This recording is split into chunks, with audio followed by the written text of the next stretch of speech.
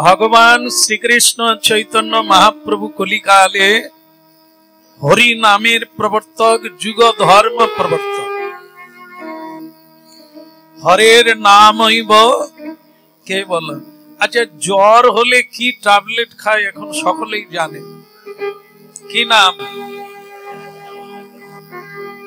की आम्बल पैराशूट आम्बल नाकि अच्छा आमल তাহলে এটা খেলে কি হয় জ্বর কমে বলে গৌরাঙ্গ মহাপ্রভু কি চঞ্চল আছো নাকি বাজাক না খোল বাজাও তোমাকে তাকাতে হবে না বলো রাধে রাধে। তো শ্রীমান মহাপ্রভু হরের নামইব কেবল আরেকটা ঔষধ আছে ঈশা বলে সেটা হচ্ছে সর্দি হলে খায় কিন্তু কারো যদি জ্বর হয় তাহলে কি প্যারাসিটামল খেলেই হবে না না ওই যে ঈশা ট্যাবলেট খেলে হবে ওটাই হবে না। ভবরোগ দূরীভূত করার কি ঔষধ বের করেছেন মহাপ্রভু হরের নামইব কেবল। এটা অন্য কোন ঔষধ খেলে এ রোগ যাবে না এটা শুধু কলিকালের জন্য অন্য যুগের অন্য ধর্ম কিন্তু কলিকালের জন্য হরের নামইব কেবল। কেন প্রশ্ন যদ্দেয়ত বিষ্ণুং ত্রেতায় যজত মাখাই এটা সত্য যুগের ধর্ম ধ্যান করলে তপস্যা করলে তবে ভগবানের কৃপা লাভ করা যাবে সেটা হরের নামইব কেবল। আবার বলে দিয়েছেন নাস্তেব ওটা সত্য যুগের ধর্ম কলিকালে পালন করলে হবে না এই জন্য নাস্তেব। কিন্তু আবার প্রশ্ন কেন নাস্তেব কেন হবে না এখনই যেমন দেখেন আমরা এখানে যারা বসে আছি কেউ এদিকে হেলে আছি এই বলতে ঘাড় সোজা করছে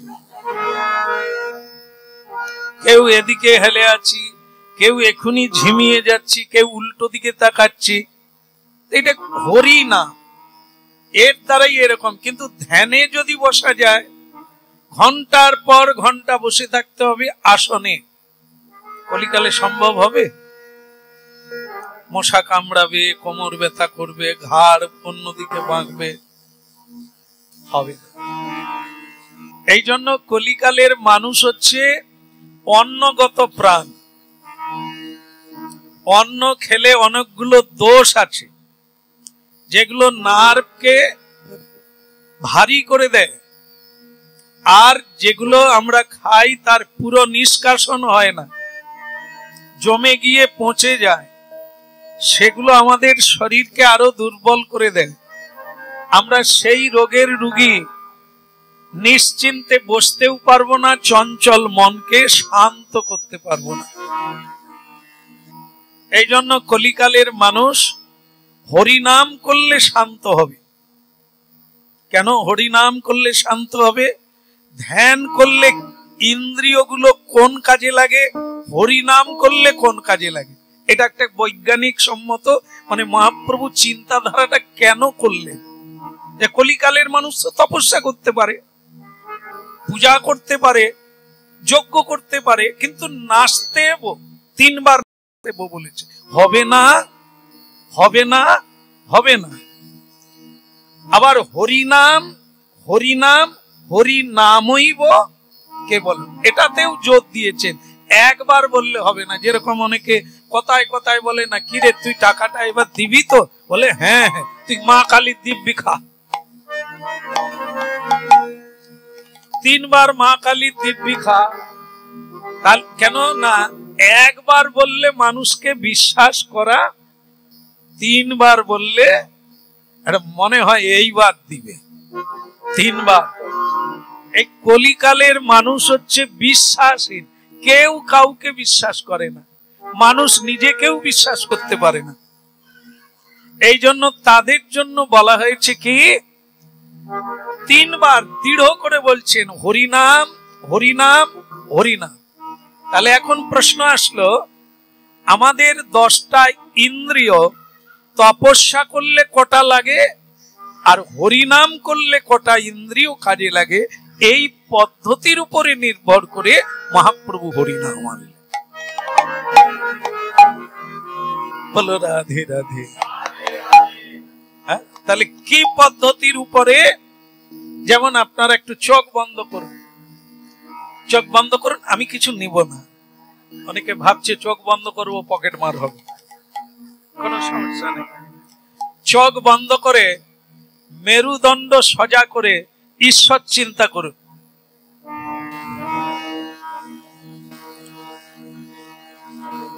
হ্যাঁ, এবার বলুন রাধে রাধে। ক ঘন্টা বসে আছেন? 2-3 মিনিট। এরই ভিতরে কত রকমের শব্দ হচ্ছে। চোখ বন্ধ করলে কি হবে? আপনার চিন্তা হচ্ছে আলাদা। তাহলে মহাপ্রভু হরিনাম কেন আনলেন? হরিনামে কি ইন্দ্রিয়গুলো ওদিকে যাবে না? বলে না, হরিনাম করলে ইন্দ্রিয় ওদিকে যাবে না। খাটাখাটনি করে ঘরে দই বসানো হলো, পয়সা কম হবে, কিন্তু মেজ বৌমা, সেজ বৌমা, ছোট বৌমা, নাতি নাতনি সেই ঘরে বারবার ঢুকছে, থলে তুলে দেখছে, ভাঁড় নড়ে গেছে। তারপরে খাওয়ার সময় বলে নিয়ে আয় দইয়ের ভাঁড়, নিয়ে আয়, কম পয়সার দই, কম খরচে দই হয়ে গেল। গোয়ালা কত ঠকাতো, তো বাস দইয়ের ভাঁড় চলে এলো, দই আর নাই। কেন? একটু নড়ে গেলে আর দই বসবে না। দইয়ের চেয়েও আমাদের মনের অবস্থা আরো খারাপ। এটা বসে নাই বলে এত হাঙ্গামা। একে বসাতে ভালো জায়গায় বসতে হয়, নালে দইয়ের ভাঁড় নাড়িয়ে দেবে। কোন জায়গায় বসবেন? নির্জন জায়গায়। তাহলে হরিনাম কেউ শুনবে না, আমি একা বসে থাকবো, সেটা কি নির্জন হবে? না। এই জন্য দুটো জিনিস সাধু সঙ্গে করতে বলছে। বলুন সেটা কি কি? এখানে তো আনজন একজনও নাই, সব মন্ডলীর লোক, মানে একদম পাক্কা সব, হ্যাঁ, সব ভগবত ভক্ত। বলুন দুটো জিনিস ভক্তর সঙ্গে করতে বলছেন, সেটা কি? সাধু সঙ্গে বসি করো শ্রবণ কীর্তন। এই শ্রবণ আর কীর্তন কোনদিন অন্য জায়গায় বসবেন না, তাহলে ভাঁড় নড়ে যাবে, বেগার বসা হবে। তা সেটা কার সঙ্গে বসবেন? প্রভু, হ্যাঁ, আপনি সেটা করেন? জঙ্গলে গিয়ে বসে বললেন, তারপরে মশা কামড়াবে না। আমি যে কারণে বলতে চাচ্ছি, আপনাদের যে বসতেই হবে তার কোনো মানে নাই। যদি কেউ সাধু সঙ্গের হরিনামের ফল নিতে চায়, তাহলে তাকে বসতে হবে। তার নিজের কাজ নিজেকে করতে হবে, কেউ করিয়ে দেবে না। আপনি এমন জায়গায় বসুন, ভাব তরঙ্গে ভাসবেন, অল্পে মজে যাবে মন, আর অন্তরঙ্গ হয়ে আপনি হৃদয়ে অনুভব করবেন হরিনামের মাহাত্ম্য। প্রসাদ পেতে বসলে, কারণ মহাপ্রসাদে গোবিন্দে, মহাপ্রসাদ আর ভগবান এক। এই জন্য তার কৃপা পেতে গেলে, প্রসাদের কৃপা অনুভব করতে গেলে আমাকে ভক্তের সঙ্গে প্রসাদ পেতে হবে। ভক্তগণ প্রসাদ পেলে প্রসাদের আগে বন্দনা করে, প্রণাম করে, শ্রদ্ধায় কপালে ঠেকিয়ে প্রসাদ পান।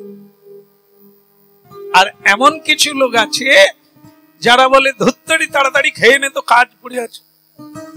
এ বাবাজিদের সঙ্গে বসলে সময় নষ্ট হবে। এরা অনেক ভজন কীর্তন করবে, এদের সময় নাই, এদের সময়ের কোনো মূল্য নাই। বাস, তাকে কি বলা হয়? তাকে গেলা বলা হয়, গেলা। হ্যাঁ, মালা শেষ হয়েছে?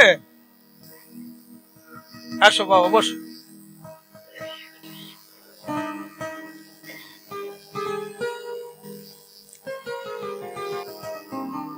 ব্যাস হয়ে গেছে, এবার আসো। তাহলে তাকে গেলা বলে। অন্ন গিলে খাওয়া, পেট ভরে গেল, কিন্তু প্রসাদের কৃপা হবে না বলে বলছেন। কারণ প্রসাদ প্রসাদ সকলেতে কয়। এখানে তো জায়গা, তোমার সিট এখানে, ক্যাশ এখানে পড়ে আছে, ওখানে জায়গা ছাড়ো, ওদিক থেকে এসে বসবে। বলো রাধে রাধে। তাহলে কথা আসলো এরকমই, যদি কেউ লাভ পেতে চায়, এটা সবাইকে উপদেশ করা হয় না, করেন না। অনেকে আসেন, এমনি আসেন একটু শোনার জন্য, মজা পাওয়ার জন্য আসেন, এটা তাদের জন্য না। মজা পাওয়া আলাদা, আর জীবনের কল্যাণ সাধন করা, এ দুটো জিনিস আকাশ জমি তফাৎ। ক্ষণিকের জন্য কিছু ভালো লাগা, হরিনাম হতে পারে, আধুনিক গান হতে পারে, যে কোনো গানের মধ্য দিয়ে নাচা যায়, গাওয়া যায়, মজা নেওয়া যায়, তো সে মজাটা তখনকারই মতো। কিন্তু ঔষধ রূপে যদি হরিনামকে প্রাপ্ত হতে হয়, তাহলে যে নিয়মে ঔষধ খেতে হয় সেই নিয়ম মেনে চলতে হয়। যে কারণে ভগবত কৃপা লাভ করে এ বিশ্বের সম্রাট বানা যায়, ভগবানকে নামিয়ে আনা যায়, সেইভাবে হরিনাম গাইতে গেলে তাকে সাধু সঙ্গের প্রভাব নিতে হবে, মেনে চলতে হবে। হরি নামে, হরি নামে, এই সেই হরিনাম।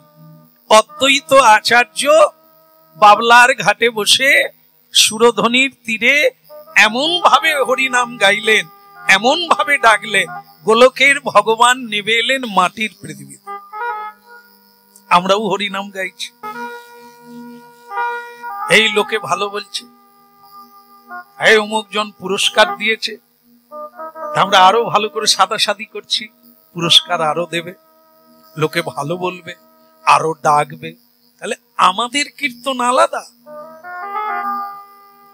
এ কীর্তন লোক ভজা, লোকের প্রশংসা কুড়াবার জন্য কীর্তন। এটি আন্তর্তিকী কল্যাণ হবে না, এতে মজা হবে, একটু আনন্দ হবে, কিন্তু ভজন হবে না। ভজন করতে গেলে সাধুর বদন থেকে শুনতে হবে, আর সাধুর সঙ্গে বসতে হবে, এ সর্বসাধারণের সঙ্গে নয়। কারণ ছাদে উঠতে গেলে কটা সিঁড়ি লাগে মিস্ত্রি? এই জন্য রেখেছি, আমি তো জানি না, বলে দিল। ছাদে উঠতে গেলে 20টা সিঁড়ির দরকার। তাহলে 20টা সিঁড়িতে পা দেব না 10টায় পা দিলে হবে?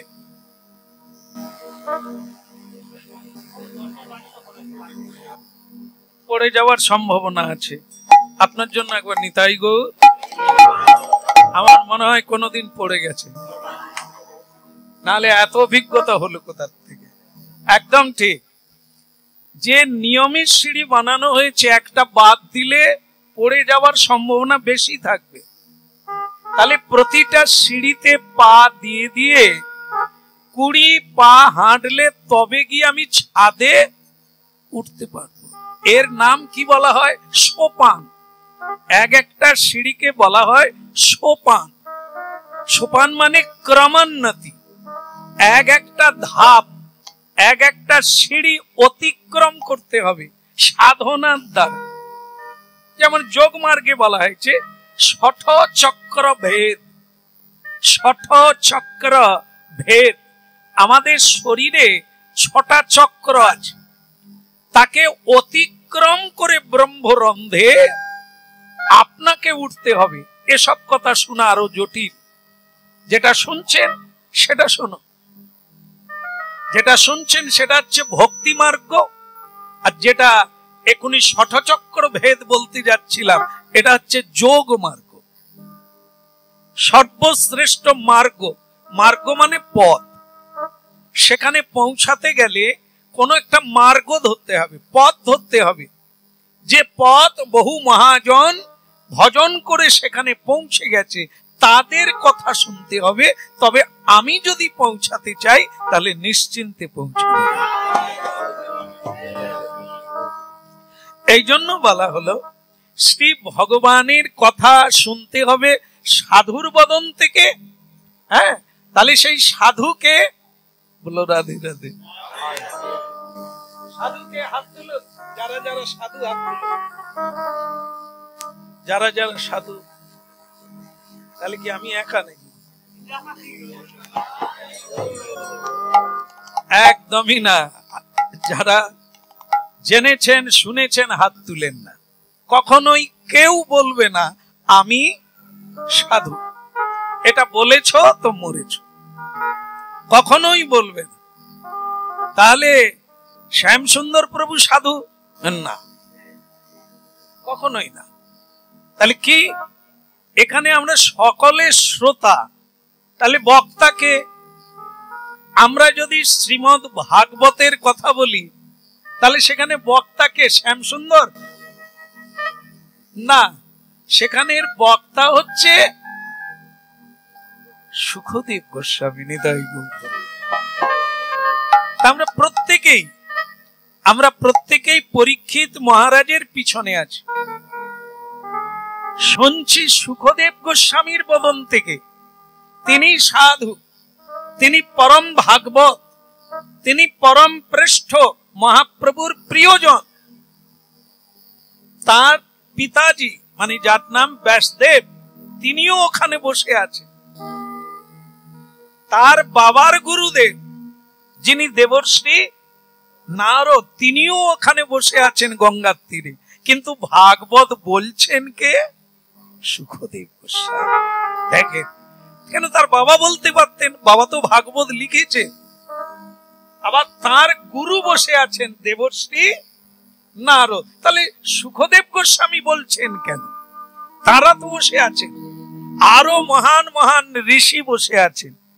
পরীক্ষিত মহারাজ বলেছিলেন যে আমাকে আপনারা উপায় বলুন, আমার 7 দিনে মৃত্যু, আমাকে উপায় বলুন। তো সকলে বিভিন্ন রকম উপায় বলছিলেন, কিন্তু তখন সুখদেব গোস্বামী আসেননি। আপনারা জানেন যে সুখদেব গোস্বামীকে নিমন্ত্রণ করা হয়েছিল কি? করা হয়েছিল? নিমন্ত্রণ দেওয়া হয়নি, করা হয়েছিল। আপনি বলছেন করেন, কি বলেন? নিমন্ত্রণ করা হয়েছিল? একবার জোরসে বলো রাধে রাধে। আন্দাজেও বলুন না, মন থেকে বলুন না, করা হয়েছিল কি হয়নি। যেমন আমাদের প্রভু বলছিলেন, বলে সব সময়ে নাম হট্টে আসেনি। এখানে কেউ 7টায় আসে, কেউ 8টায় আসে, কেউ 9টায় আসে, কেউ পাতা হয়ে গেলে আসে, আসে দেরি করে আসে। কেন না? উনি জানলেন কি করে কেন দেরি করে আসছে? আর নিমন্ত্রণ যদি থাকলো তো একটা টাইমে ঢুকবে। যে নিমন্ত্রণ যাকে নাই তার হয়তো খুঁজতে খুঁজতে দেরি হতে পারে। বলো, নাম হট্টে নিমন্ত্রণ যদি থাকে কোথাও, সে তো টাইম ধরবে, টাইমে আসবে, সময়ে আসবে, সময়ে যাবে। আর যাকে নিমন্ত্রণ করা হয়নি তাকে কি প্রশ্ন করা যাবে আপনি দেরি করে? সে বলল আমি এই তো শুনলাম, শুনেই কাঁচা মারলাম, ছুটলাম, অতটা আসবো তো। আর যাকে নিমন্ত্রণ 1 সপ্তাহ আগে দেওয়া আছে, আগামী নাম হট্ট অমুক বাড়িতে হবে, শুনলেন কিনা একবার হরিধ্বনি? সবাই 7টার ভেতরে পৌঁছে যাবেন, শুনলেন কিনা হরিধ্বনি? আপনি যদি 8টায় পৌঁছান প্রশ্ন তো হবে, নিমন্ত্রণ দেওয়া হলো, টাইম বলা হলো, জায়গার নাম বলা হলো, আপনি তো সবই জানেন, দেরি করলেন কেন?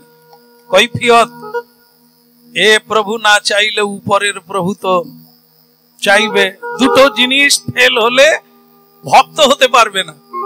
একটা হচ্ছে সময় জ্ঞান, এটা হচ্ছে ভক্তের প্রধান অলংকার, সময় জ্ঞান। দ্বিতীয় জ্ঞান হলো বাক্য, বাক্যের জ্ঞান। যেটা বলবেন তা করবেন, আর যেটা বলবেন তা ভাববেন এবং তা পূর্ণ করার চেষ্টা করবেন। কোথাও যাব বলেছি তো সেটা রাখতে হবে কথা। আর আমি এটা করব না, একবার বলেছি তো আর জীবনে করব না। ভীষ্মদেব বিয়ে করবে না, তার গুরু দেবতাকে বলিয়ে বিয়ে করতে পেরেছিল? কি বলেন আপনারা? পারেনি। এই হচ্ছে বাক্যের মূল্য বলে তিনি এত বড় হতে পেরেছিলেন। প্রত্যেকে আমরা বাক্যের মূল্য দেব। যেমন দেখেন, আপনাদের মনে করে দিলে এগুলো আধুনিক কালের বস্তু, তাই আপনারা ধরে নিতে পারবেন। যখন মন্ত্রী সদস্যগণ শপথ বাক্য নেন, সেখানে কি বলতে হয়? ভগবানের শপথ নিয়ে বলতে হবে যে আমি জীবনে এই কাজ করব না, আর এই সংবিধানের বাইরে আমি যাব না। আপনাকে শপথ বাক্য পাঠ করতে হবে ভগবানের নাম নিয়ে। এইবার যদি আপনি তার বাইরে করেন, সেটি হবে আইন অমান্য, আর তার দরুন যে দণ্ড আছে সেটা আপনাকে নিতে হবে। তাহলে এই যে শপথ বাক্য, কেন না আপনি যেন বাক্যের খিলাপ না করেন। ঠিক আমরাও প্রত্যেকে শ্রী গুরুদেবের কাছে যখন দীক্ষা গ্রহণ করি, যখন আশ্রয় গ্রহণ করি, তখন গুরুদেব কিছু নিয়ম বলে। জীবনে তুমি এই কাজ করবে না, জীবনে তুমি এই কথা বলবে না, জীবনে তুমি এই পথে যাবে না, এর বাইরে কিছু করবে না, এগুলো গুরুদেব বলে দেন। আমরা সেখানে মাথা নিচু করে বলি আপনি যেভাবে বলবেন আমরা সেভাবে চলবো। এই যে শপথ বাক্য পাঠ করলাম, সেখানে আমরা বিচ্যুত হই কি না? যদি হয়ে যায় তাহলে আমার ভজন পদ বলে না, একে ভোজন পদ বলে। এই জন্য আমরা যেই জায়গায় আছি সেই জায়গায় পড়ে আছি। আমাদের উন্নতি নাই, আমাদের মানসিক উন্নতি নাই, আধ্যাত্ম উন্নতি নাই। উন্নতি যেটা হচ্ছে সেটা হচ্ছে সংসারের উন্নতি, মানসিক উন্নতি হচ্ছে না, কারণ আমরা দুটো জায়গায় ফেল। লোকে কি বলবে? মানুষ বাবুর কোনো কথার দাম, উনি আসবেন বলছেন বটে, কিন্তু নাও আসতে পারে। এর আগেও বহুবার কথা, তা আপনার উপর কি হলো, কি বিশ্বাস হলো যে ওনার কথার, উনি বলছেন আমি জীবনে চুরি করব না, বিশ্বাস আছে কি? এই দুটো জিনিস। সময় সবচাইতে মূল্যবান হচ্ছে সময়। এই সময়টাই হচ্ছে আমাদের আয়ুকাল, এই সময়টাই হচ্ছে আমার দিব্য ভাবনামৃত হওয়ার সময়। এই সময়টাই আমার কাছে হীরার চেয়ে মূল্যবান, কারণ এই সময় দিয়েই একটা ভালো সময়কে আমি প্রাপ্ত হতে পারি। আর আজকের এই সময়কে দিয়ে আমার জীবনে আমি একটা আঘাত আনতে পারি, বিপদ আনতে পারি। আজকের চিন্তা ভাবনা, আজকের কাজ আগামী দিনে আমার পথ সুপদ হবে কি কুপদ হবে আজকেই নির্ভর করবে। এই জন্য সাধক জীবনে সবচাইতে গুরুত্বপূর্ণ হচ্ছে দুটো জিনিস। একটা হচ্ছে বাক্যের মূল্য। হ্যাঁ, বাক্য দিয়েছো তো গলা বাড়িয়ে দিয়েছো বলি হওয়ার জন্য, আর মাথা তুললে হবে না, সেটা করতে হবে জীবন মন প্রাণ দিয়ে। তাহলে আপনি বড় হবেন। যাকে কথা দিলেন তিনি না, এটা আপনার বড় হওয়ার রাস্তা। আপনি কোনোদিন মাথা নিচু করবেন না, একমাত্র ভগবান ছাড়া, গুরু ছাড়া। কারণ আপনি স্বেচ্ছাই, জীবনে মিথ্যে বলেন না। এইটাই মিথ্যে, যাব বলে গেলাম না, করব বলে করলাম না, দেব বলে দিলাম না। হবে বলে হলো না, এই জন্য আমাকে মিথ্যাবাদী বলা হবে। আর মিথ্যাবাদী কোনদিন সত্য সুন্দর সনাতনকে প্রাপ্ত হয় না। এই জন্য জীবনে শপথ গ্রহণ করতে হবে, হরি নাম করব, হরি নামের উপলব্ধি গ্রহণ করব, এটা করতে হবে। এটাই পাওয়ার জন্য মনুষ্য জীবন, আর অন্য কিছুর জন্য নয়। মনুষ্য জীবনটা অন্য কিছুর জন্য নয়। দুর্লভ মনুষ্য জন্ম লোভিয়া সংসারে, কৃষ্ণ না ভজন দুঃখ হইব। কৃষ্ণ ভজনই হচ্ছে মানব জীবনের মূল উদ্দেশ্য। তাকে বাদ দিয়ে জীবন নয়, সেটা ফাঁকা আওয়াজ মাত্র। এই জন্য কি সব তুচ্ছ, বাদ কেউ যাবে না, সবই থাকবে, কিন্তু মূল বিষয় কোনটা বলো? আচ্ছা, ধান চাষ হয় কিনা আমাদের দেশে? হয় কিনা? হ্যাঁ বলুন, না না বলুন। হয় তো? ধান হয় না চাল হয়? চাল তো হয়নি। ধানের ভেতরে আচ্ছা দরকার কোনটা, ধান না চাল? চালই নেব, ধান কেন নেব? ধান না থাকলে, রাধে রাধে, প্রেম সে বলো, সংসার থাকবে কি থাকবে না? কি দুর্দান্ত কথা! সংসার হচ্ছে ধান, চালের খোসা, আর মূল কি? মূল হচ্ছে গোবিন্দ। তাকে পেতে গেলে সংসার দরকার। আজকে হরিনাম কোথায় হচ্ছে? সংসারে না বাইরে? তাহলে সংসারটা ছিল বলে না, কোনো চিন্তা নাই, সবকিছু হয়ে যাচ্ছে। কেন? সংসারে আছি। সংসারে সবাইকে নিয়ে চাল কত থাকবে? ধানের খোসা যদি না থাকে, চালকে ধরে রাখা যাবে না, পুষ্ট হবে না। তাহলে খোসার দরকার আছে, কিন্তু খোসার জন্য কেউ চাষ করে না। তাহলে সংসারের জন্য কেউ বাঁচে না, সংসারের জন্য কেউ আসে না। সংসারে আসে কিসের জন্য? কৃষ্ণ ভজন করার জন্য। তা আমরা ঢুকে গিয়ে কি চিন্তা হলো? হরি পরে আগে, উল্টা এইখানে। ধরিয়ে দি, নরোত্তম দাস বলছে, আমি বললে রেগে যাবেন আর ডাকবেন, বলে ইনি খালি খোলস ছাড়িয়ে কথা বলে, একটু রেখে বলুক, গায়ে হাত বুলিয়ে বলুক।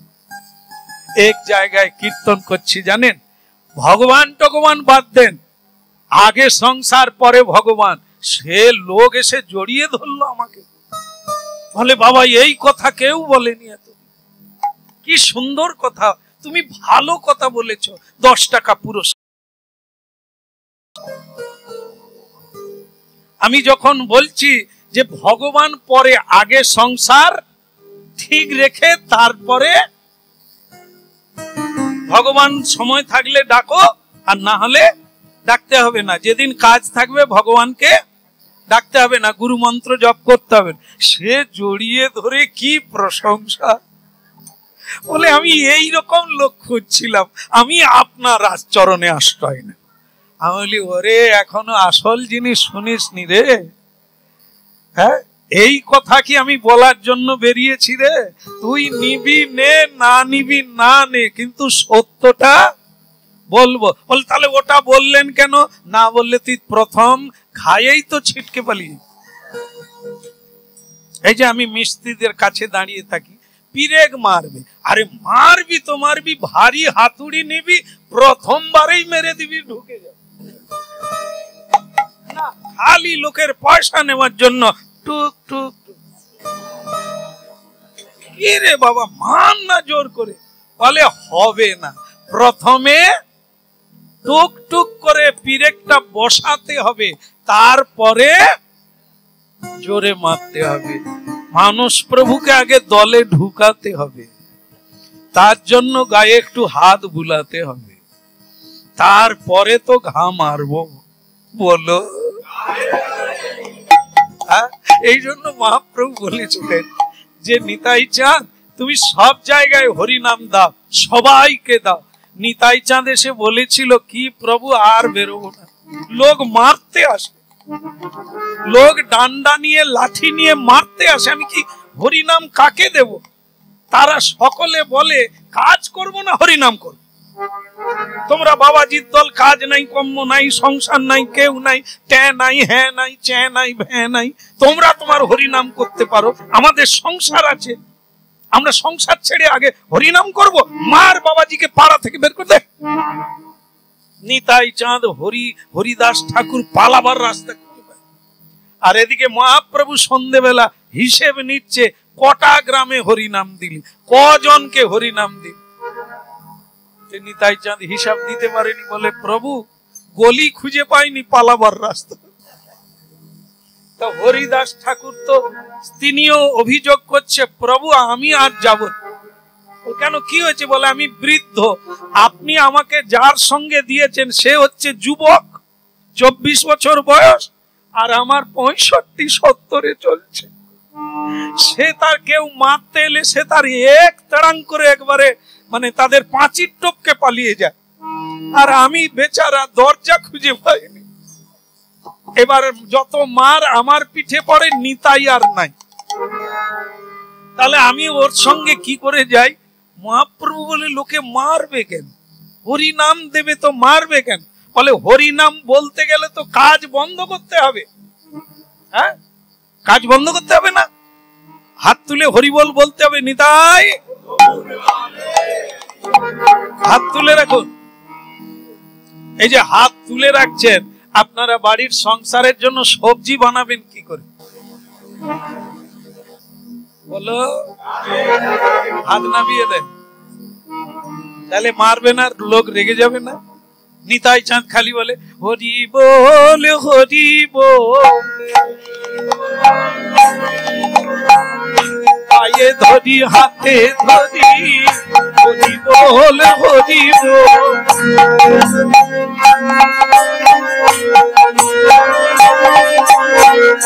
আচ্ছা, কোথায় একটা কীর্তনে আছে না, পায়ে ধরে না নিতাই? কোনটা? এত বলি ঘুমে গড়িয়ে যায়, গড়াগড়ি দিয়ে হরি বল বলা, হাতে ধরি, পায়ে ধরি, হরি বল, হরি বল, হাতে ধরি, পায়ে ধরি, হরি বল, হরি বল।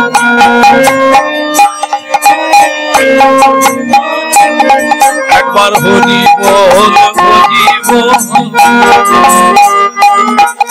ওই হরি বল, হরি বল, হরি বল, হরি বল।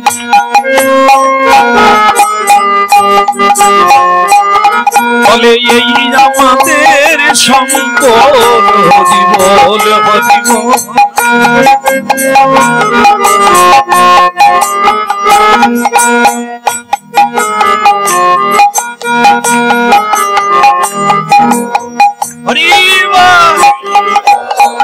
ভালো লাগছে? ভালো লাগছে? হরিনাম ভালো লাগেনি? তাহলে হাত তুলে হরিবল বলো। কাল থেকে টোটো চালানো বন্ধ, সব সময় হাত তুলে হরিবল বলো, বাজারে দাঁড়িয়ে প্রেম সে বলো। এও আর আমার কথা শুনবেন, বলে উনি বলুক আমি খাবো। উনি বললো বলে আমি 2 হাত তুলে নাচবো, তো টোটো চালাবে, কাজ করবে কে? কাজ যদি না করি উনি আমার সংসার চালাবে? এইভাবে নিতাই চাঁদকে তাড়া করে বেড়াচ্ছে কেন? এ তো কাজ কামাই করছে, সংসার ভেঙে দেবে, হবে?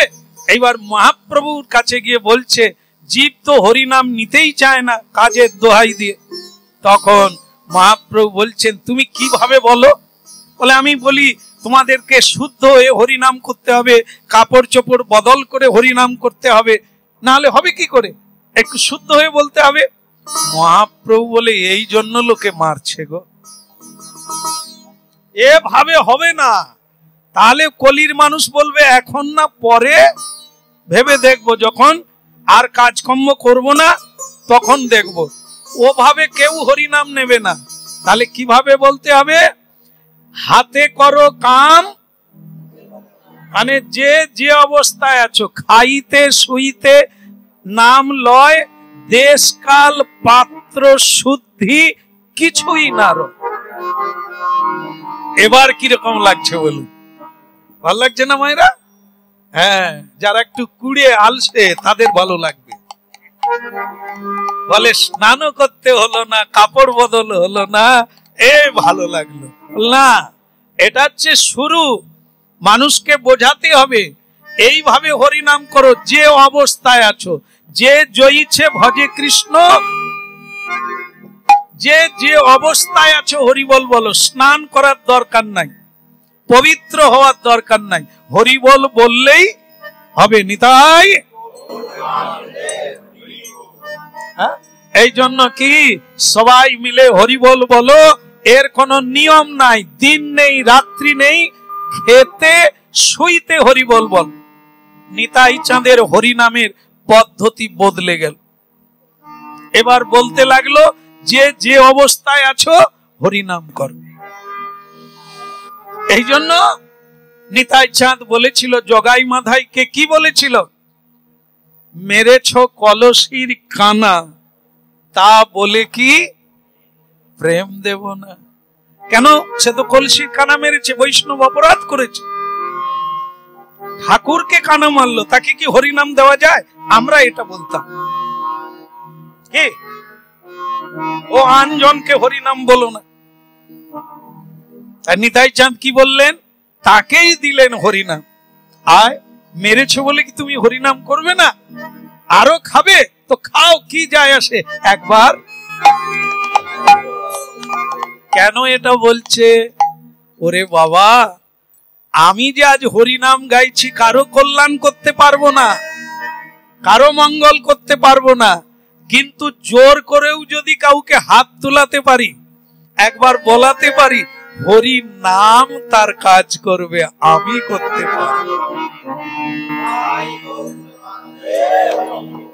তাহলে কাজ কি? হরিনাম প্রবেশ করিয়ে দেওয়া, বাকিটা হরি করবে। কোন মানবের ক্ষমতা নেই কাউকে হরিবল বলাতে পারে, কৃষ্ণ ভক্ত বানিয়ে দিতে পারে। যদি হতো তাহলে মানুষ হাত দিয়ে দিলেই হয়ে যেত। লোকে বলে না একটু মাথায় হাত দিয়ে দেন, তার মানে এসব হচ্ছে ফাঁকিবাজির লোক। এরা সাধন করবে না, ভজন করবে না, খাটবে না, একটু মাথায় হাত দিয়ে দেন। তো মাথায় হাত দিলে হয়ে যাবে, তাহলে সাধন আর লাগবে না। আমার ছেলের পরীক্ষা, আপনি একটু মাথায় হাত দিয়ে দেন, আর পড়তে হবে না, পরীক্ষা একবারে ফাঁস হয়ে যাবে। হতভাগার দল। এটা না, কখনো সাধন বিনা সাধ্য বস্তু কভু না মিলয়। পরিশ্রম না করে কেউ অর্থ পায় না। যে চুরি করে, মালা গলায় রাখো, দেখেছো কি ছেলে,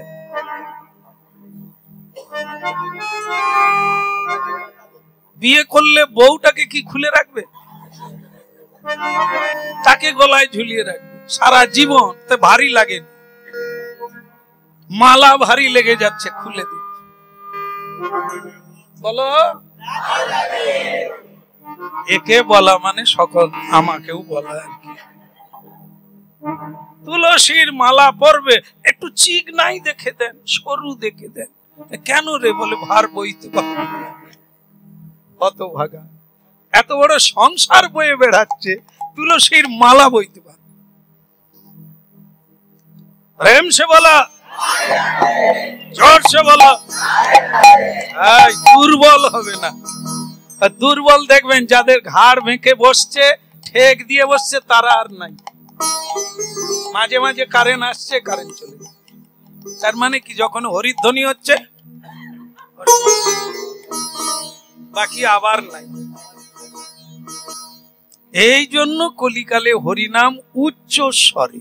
কেন? যেটা বলতে গিয়ে এত ব্যাখ্যা, সেটা কি? এই যে কি হচ্ছে, এটা ব্যায়াম না, নার্ভ গরম হয়ে যাচ্ছে, আর মানে আরো ঘুমিয়ে যায়। আর এই জন্য মহাপ্রভু উচ্চ স্বরে হরিনাম আনছে, সেটা কিসের জন্য? নিতাই। আর যদি কেউ মনে মনে বলে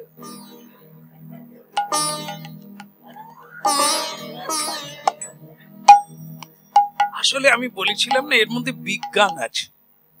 ইচ্ছে না থাকলেও করুন, ভালো না লাগলেও করুন। কালমেঘের পাতা তো মিষ্টি লাগে, সবাই জানেন। মিষ্টি লাগে না, তিতা লাগে, তাহলে ভালো নয়। তিতা লাগে, খারাপ লাগে, খেলে কি হবে? ভালো হবে। আর বেগুনি ভাজা খেলে কি হবে? ভালো লাগবে, কিন্তু ভালো হবে না। এই জন্য ভালো লাগা আর ভালো হওয়া আলাদা। প্রেম সে বলো। আচ্ছা, মায়েরা যে পায়ে নুপুর পরেন, কত টাকা দাম হতে পারে আন্দাজে বলুন, মেপে বলতে হবে।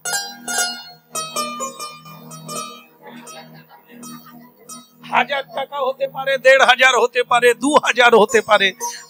আমি ধরে নিলাম 1000। 1000 টাকার নুপুর আপনি পরেছেন? আপনি তো পুরুষ মানুষ, পুরুষ মানুষও পরে নুপুর, ভগবান পরেনি? ভগবান তো পুরুষের পুরুষ, তা আমরা পড়ি না কেন? সাজতে জানতে হবে, সকলে পারবে না।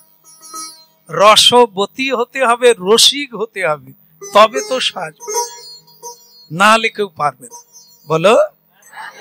আমাদের জগৎগুরু নিতাই চাঁদ সবচাইতে বেশি সাজতেন, কানে কুণ্ডল পর্যন্ত পড়তেন, বিভিন্ন ডিজাইনের কুণ্ডল পরতেন এবং অভূতপূর্ব ভাবে সাজতেন। আর কোমর দুলিয়ে নাচতেন, এত সুন্দর। হ্যাঁ, কোমর দুলায়তে কমল নয়ন ভঙ্গি করে কোমর দুলিয়ে নাচতেন।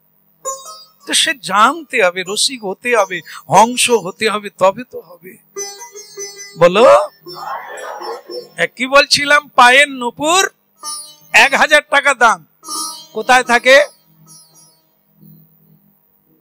আর সিঁদুরের দাম কত? 5 টাকা দাম। তাহলে 5 টাকার সিঁদুর সে কোথায় থাকে? আমি এইটুকু বলতে চাইছি, 1000 টাকার নুপুর সে এত দাম, সে থাকে পায়ে। আর 5 টাকার সিঁদুর সবার ওপরে। নুপুর না পড়লেও বউ, স্ত্রী, সিঁদুর না পড়লে হবে। কিন্তু ওই বস্তুর এত দাম কম, কিন্তু তার গুরুত্ব কত? বেগুনি দাম 50 টাকা, কালমেঘের দাম কত? বাঁশ মনে হয়ে আছে। কিন্তু সে আপনার শরীরকে সুস্থ করে, তার নাম ঔষধ। আর বেগুনি চুলকানি। ওই জন্য তার নামের সঙ্গে গুণাগুণ। খেলেই হায়রান, যার যা আছে চুলকানি রোগ, সব চর্মরোগ বেরিয়ে যায়। আর কালমেঘের পাতা খেলে, রস খেলে আপনার ভেতরের স্টোমাক থেকে সমগ্র রোগ প্রতিষেধক। এই জন্য জগতে সব কথায় ঘুম ভেঙে যায়, কৃষ্ণ কথায় ঘুম এসে যায়, কিন্তু জোর করে খেতে হবে। এটা যে কালমেঘ, নাক টিপে খেতে হবে, খেলে কাজ হবে। হরিনাম কারো ভালো লাগে এ 2-1 জনা ছাড়া না, বাকিরা বসে আছে কি করব, 3 বার বাড়িতে গিয়ে ডেকে আসছে, না এলে কোথায় কি মনে করবে। খালি ঘড়ি দেখবো শেষ কখন হবে, কেন কি ভালো লাগছে না তো, তেতো। কিন্তু গিলতে পারলে কি হবে? ভালো হবে, ভালো লাগবে না।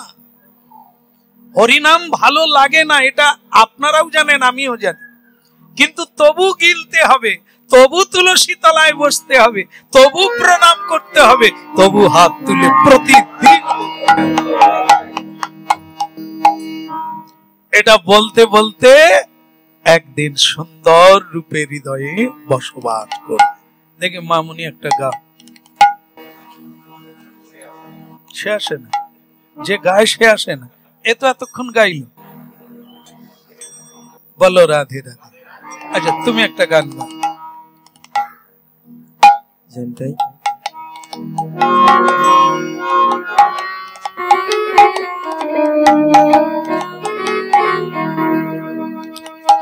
জয় রাধা তাই নাই, এটাও আছে। তাহলে কাদের দেখলে হৃদয়ে কৃষ্ণ নাম আসবে তাদেরকে বলা হয়েছে বৈষ্ণব প্রধান। যাদের মুখপানে বা যাদের দর্শন করলে কৃষ্ণ কথার উদয় হয়। রাধে রাধে। সদত কৃষ্ণ নাম যাহার বদনে, নিরন্তর কৃষ্ণ নাম যাহার বদনে, তাকে দেখলেই বদনে কৃষ্ণ নাম উচ্চারণ করতে ইচ্ছে করে। কেউ বলেন যদি ললাটে তিলক থাকে তবে দেখলে কি মনে হবে, ইনি ইনি ইনি নিতাইয়ের, তিলক থাকলেই কি নিতাইয়ের দাস হয়?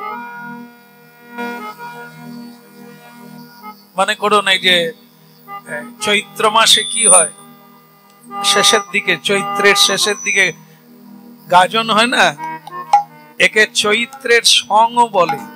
মানে চৈত্রে সং মানে হচ্ছে সাজা। তো দেখেন না, পুরুষ মানুষেরা সেলুনে গিয়ে খুব ভালো করে গোঁফ দাড়ি কামিয়ে সে মা পার্বতী সেজে নিল। একজন পুরুষ শাড়ি পরে নিল আর চুল পরে নিল, তাহলে ওনাকে দেখলে কি মনে হবে, উনি মা পার্বতী? কি মনে হবে? শাড়ি পরা আছে আর মা পার্বতীর মতো কপালে একটা নয়ন এঁকে নিয়েছেন, তাহলে কি ওনাকে দেখে কি মনে হবে, মা দুর্গা?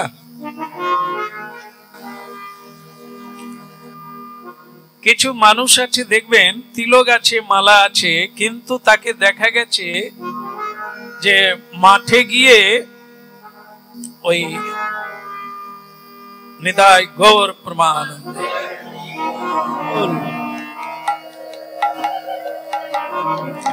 হরে কৃষ্ণ কৃষ্ণ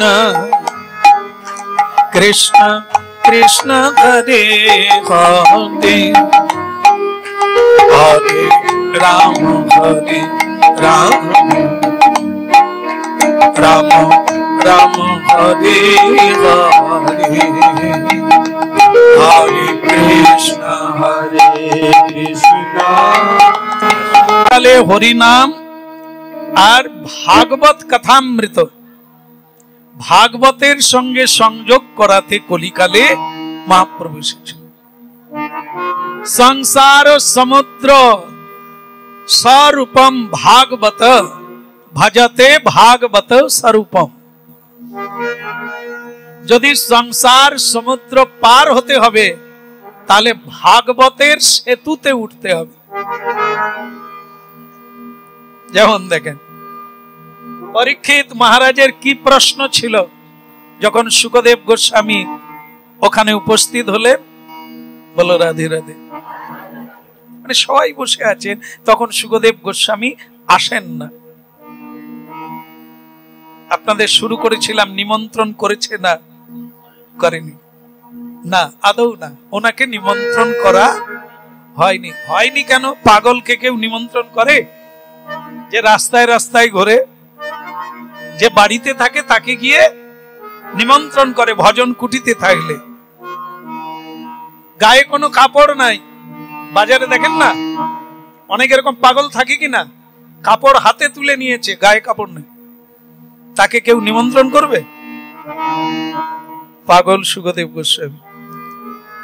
সকলেই কাপড় চোপড় পরে আছে, তার গায়ে কোনো কাপড় নাই। জটা আছে কৃষ্ণবর্ণ, অঙ্গবর্ণ, ভারী সুন্দর দেখতে, চোখগুলো পদ্ম ফুলের পাপড়ির মতো, কান পর্যন্ত চলে গেছে। বলো, মায়েরা কাজল পরেন? কাজল পরেননি, এই জন্য চোখের অবস্থা এরকম। মামুনি কাজল পরো? কাজল পরতে শিখতে হবে। কাজল কেন পরে বলতে পারবে? কি বলে কাজল কেন পরে জানো না? তুমি জানো? কাজল পরেনি, চোখ দেখলেই বোঝা যায়। কাজল পরতে হয় যাদের চোখের পাতা নাই, ভুরু নাই, এই জন্য কাজল পরতে হয়। কেন বলুন তো? চোখগুলো আমাদের ছোট ছোট, কাজল যখন পরে এরকম টেনে দেয় না কেন? চোখ যদি লম্বা না হয়, একটু বড় না হয়, তাহলে দেখতে সুন্দর হয় না। এই যে মহাপুরুষ বা দেব দেবীদের চোখ, ভগবানের চোখ কিরকম? নয়ন কমল নয়ন বলা হয়। কমল মানে কি? পদ্ম। পদ্ম পাপড়ি কিরকম? এই জন্য ভগবানের নয়নকে বলা হয় কমল নয়ন। পদ্ম পাপড়ির মতো কান পর্যন্ত টানা। বলো রাধে রাধে। এ চোখ যাদের থাকবে তাদের মহাপুরুষ লক্ষণ। ঠিক আছে, কাল থেকে কাজল পরবে। মা যখন পড়াতো তখন মায়ের কোলে থাকতো বেটা, এখন নিজে বাপ হয়ে বসে আছে, এখনো মা পড়াবে। তা যাই হোক, আমরা কাজলের কথা কেন আনলাম? সুখদেব গোস্বামীর নয়ন কমল পদ্মের মতো অপূর্ব দেখতে, কিন্তু কি যায় আসে? সাধারণ মানুষ না সাধু চেনে না মানুষ চেনে। তারা কি চেনে? যারা কাপড় পরে না তারা পাগল, যারা সংসার করে না তারা পাগল, তারা মূর্খ, বাকি আমরা সুস্থ মানুষ। তাই সুখদেব গোস্বামী যখন পরীক্ষিত মহারাজের হরিসভায় আসছিলেন গঙ্গার তীরে, তখন সাধারণ মানুষ তার গায়ে গোবর ছুঁড়ে দিচ্ছে, পাগল মনে করে ঢিল ছুঁড়ছে, কাদা ছুঁড়ছে, হাসাহাসি করছে, তাড়া করছে তাকে। ভাবুন, পাগলকে তিনি পাগল। সাধারণ মানুষ, সংসারী জীব হচ্ছে বিষয়ের পাগল। আসল পাগল সংসারী, কামের পাগল, ক্রোধের পাগল, লোভের পাগল।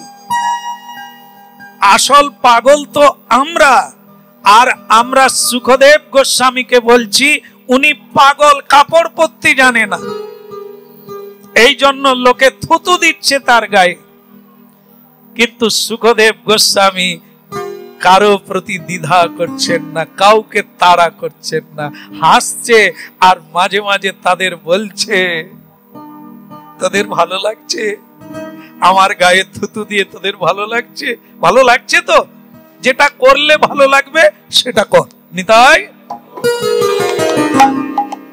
তাদের সঙ্গে খেলতে খেলতে তারাও, বাচ্চারা মনে করলো, মেয়েরা মনে করলো একটা মজার লোক পাওয়া গেছে, লাগা। এই লাগাতে লাগাতে সুখদেব গোস্বামী কখনো পিছন দিকে হাঁটছে, ওদের দিকে তাকিয়ে হাত দেখাচ্ছে, আরো ঢিল মারো দেখি তোমার কিরকম মজা হচ্ছে। একই জিনিস নবদ্বীপে গৌর কিশোর দাস বাবাজি, নন্দ কিশোর দাস বাবাজি, এনারা এমন ভাবে সাধন করেছেন, ফেলে দেওয়া চট পরে জীবন কাটিয়েছেন। মানে কোনো বসনাদি পরে নাই, চট তো পরে। আর কি করতো না, যখন হাট ভেঙে যায়, হাটের যে পোকা বেগুন, পোকা আলু, পচা আলু ইত্যাদি সব যে সবজি ফেলে দেয় না, সেগুলোকে কুড়িয়ে নিয়ে গিয়ে রান্না করে ভগবানকে ভোগ লাগিয়ে দেয়, ওই খেয়ে জীবন যাপন করে। আর আমরা তো মানে কোনো তুলনাই করা যাবে না। কত সুখে আছি, কত কিছু পেয়েছি, তবু বলছি ভগবানকে কি দিয়ে ভোগ লাগাবো। আর ওনারা এরকম করতেন। ওনাদের এই সাধারণ মানুষ পাগল মনে করে তাড়া করতেন, গায়ে কাদা দিতেন, গোবর দিতেন। তো তাদের জীবনীতে পড়েছি, তারা কিন্তু তাদের মা বাবার কাছে গিয়ে বলছে, ও যশোদা মা, তোমার গোপাল আমাকে কিরকম জ্বালাচ্ছে দেখো। মানে সেই ছেলে মেয়েদের বাবা মার কাছে গিয়ে বলছে, ও যশোদা।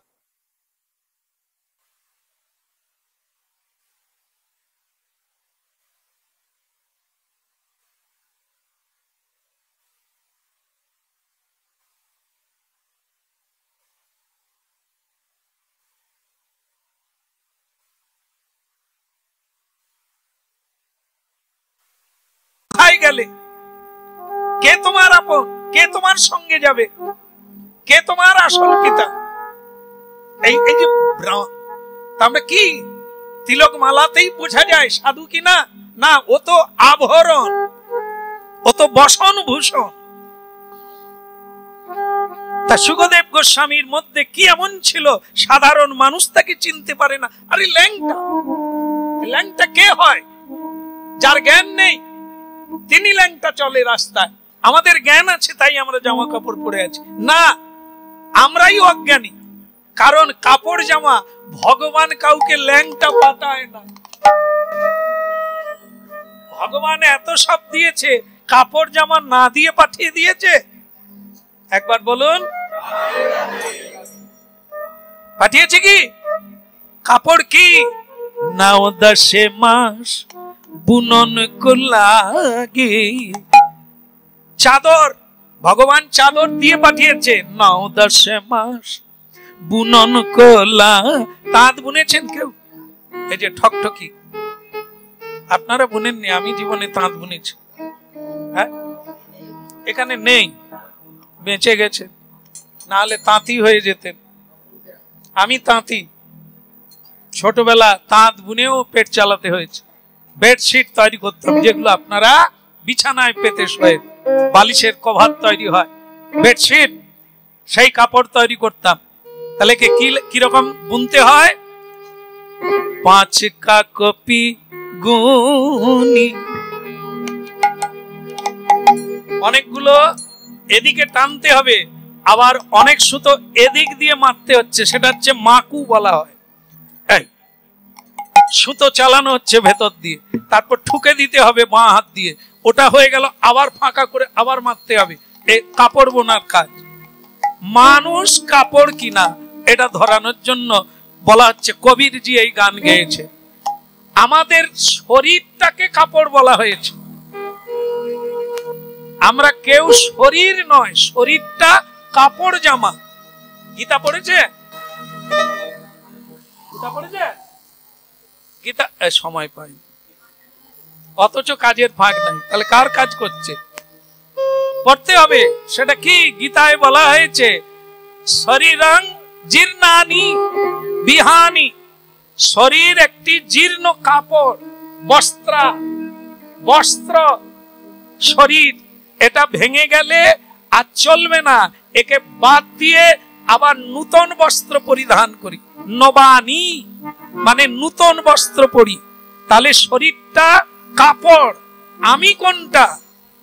আমি শরীর আবরণ করে যেটা আছে সেটা আমি, তার নাম আত্মা। তাহলে ভগবান ল্যাংটা পাঠিয়েছে। শরীরটার কাপড়, শরীর রূপী কাপড়টা কতদিন লেগেছে বুনতে? 9-10 মাস গুণন কো লাগে।